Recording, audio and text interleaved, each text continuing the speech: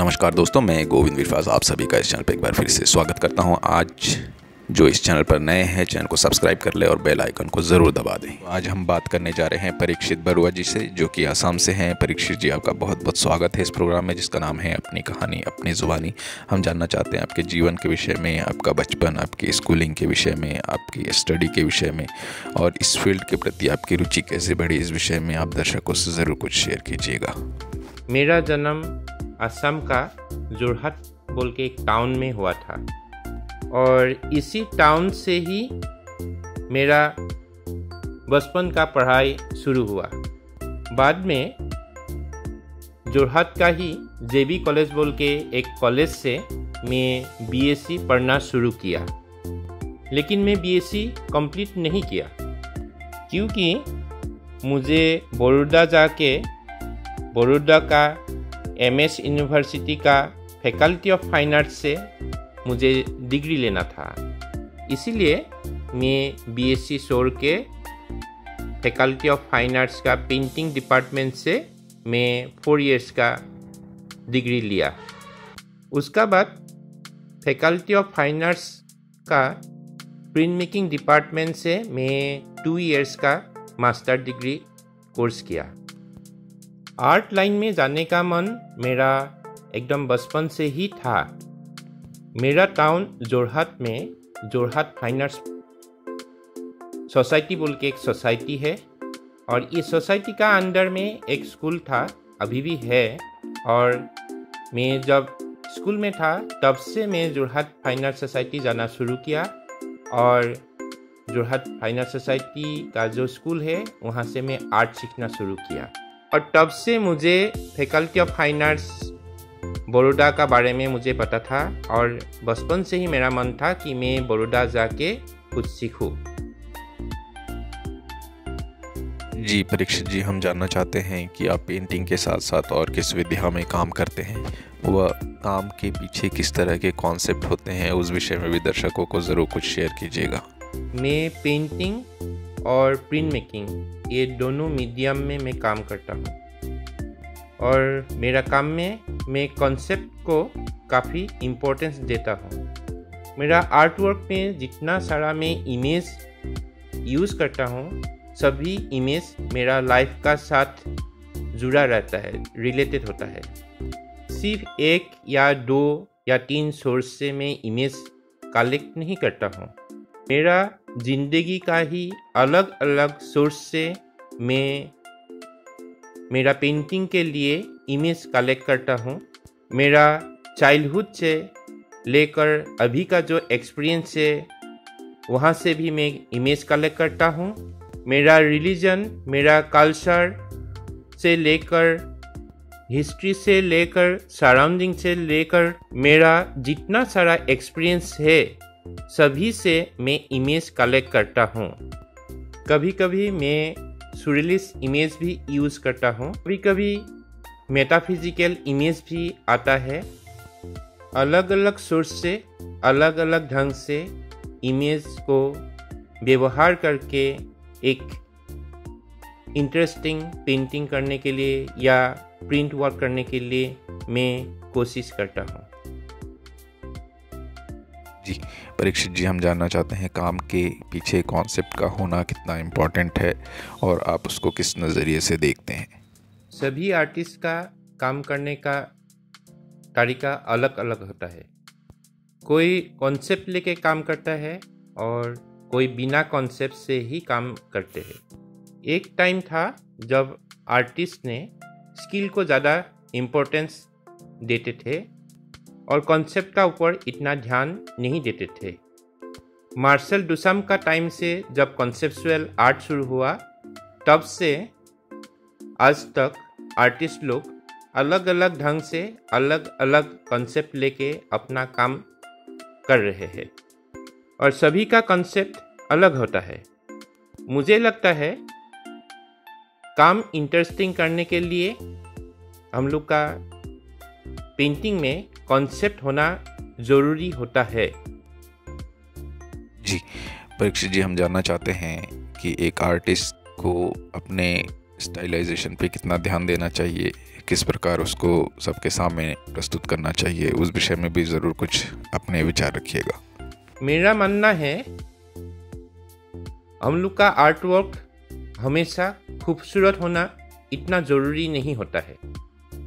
Art work sensitive और interesting होना ज़्यादा ज़रूरी होता है।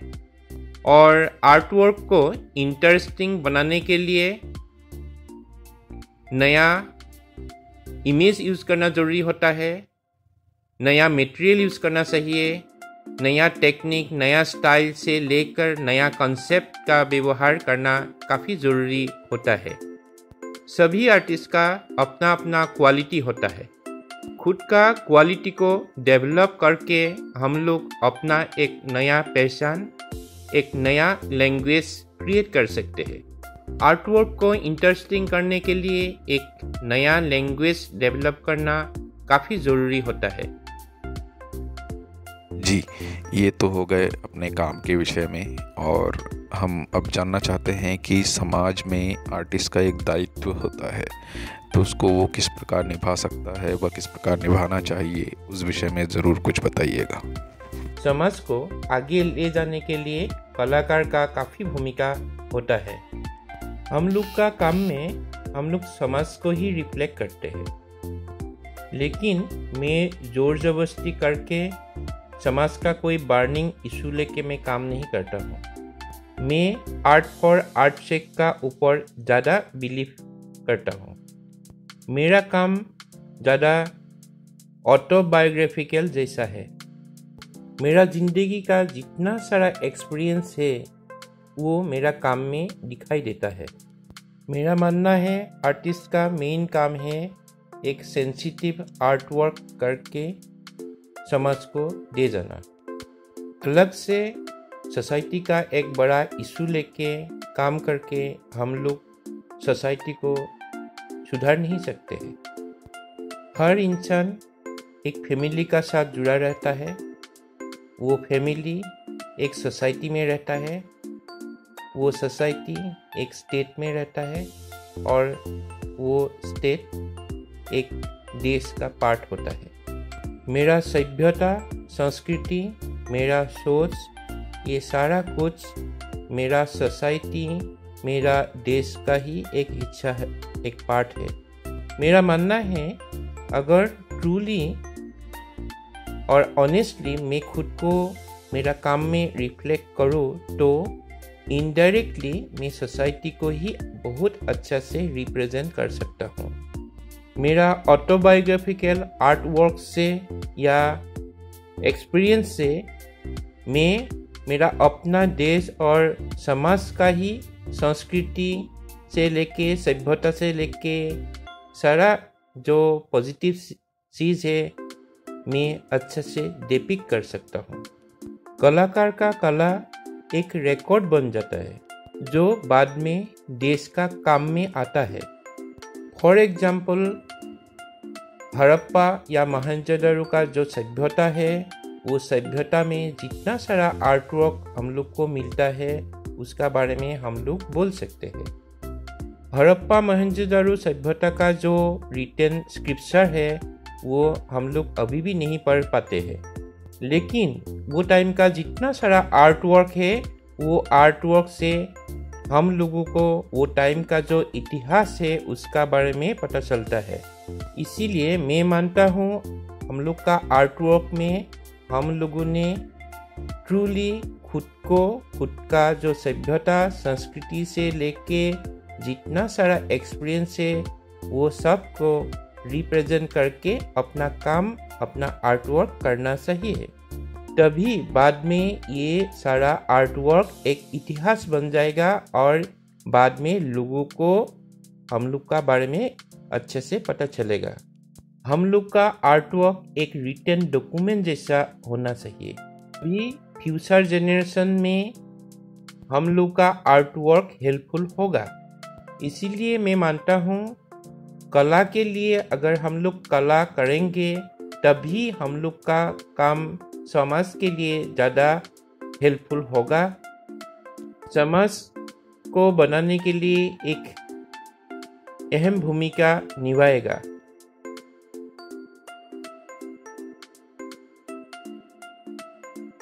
जी परीक्षित जी, हम जानना चाहते हैं कि बड़ौदा में पढ़ाई करने के बाद आप कहाँ थे, वहाँ से आप कब लौटे और आप किस उद्देश्य के साथ असम लौटे थे और उसके बाद आपने क्या क्या किया और अभी आपका क्या चल रहा है, उस विषय में भी दर्शकों को ज़रूर कुछ अवगत कराइएगा। 2000 में मैं बड़ौदा छोड़ के असम आया और असम में दुलियाजान दिल्ली पब्लिक स्कूल में मैं टीचिंग स्टार्ट किया। वहाँ मैं 18 इयर्स जॉब किया और उसका बाद मैं जॉब छोड़ दिया।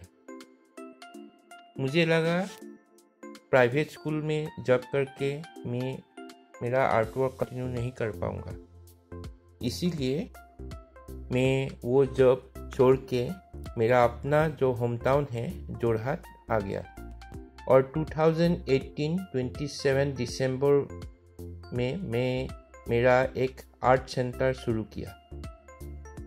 मेरा आर्ट सेंटर का नाम है विजन आर्ट असम और ये सेंटर में मैं एक आर्ट इंस्टीट्यूट भी शुरू किया। मेरा आर्ट सेंटर में एक सुंदर सा आर्ट गैलरी है, साथ में painting studio, print making studio और स्कल्पचर का स्टूडियो भी है। विजुअल आर्ट का साथ में परफॉर्मिंग आर्ट्स का भी सुविधा रखने के लिए कोशिश कर रहा हूँ। एक डांस रूम भी है, साथ में एक कॉन्फ्रेंस रूम भी मैं रखा हूँ। मेरा जो सेंटर है वहाँ पे एवी रूम भी है, ऑडियो वीडियो जो होता है एवी रूम भी है। मेरा जो जगह है यहाँ पे आर्ट का इतना सुविधा नहीं है, इसीलिए मैं खुद ही कोशिश कर रहा हूँ जितना सकता है उतना मैं यहाँ पे फैसिलिटी रखने के लिए कोशिश कर रहा हूँ। ये दूसरों के लिए भी और मेरा खुद का काम के लिए भी हेल्पफुल होगा। मेरा सेंटर में जो गैलरी है वहाँ पे कोई भी आके एग्जीबिशन कर सकता है, रेंट में भी ले सकता है और कभी कभी हम लोग खुद भी ऑर्गेनाइज करते हैं।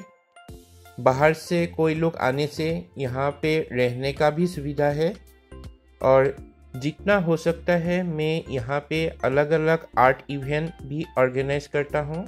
जी बिल्कुल परीक्षित जी, आपने इतना सारा समय निकाला इस बातचीत के लिए और उसके लिए बहुत बहुत धन्यवाद और उन सभी दर्शकों का भी बहुत बहुत धन्यवाद जिन्होंने इस वीडियो को मन लगा के सुना।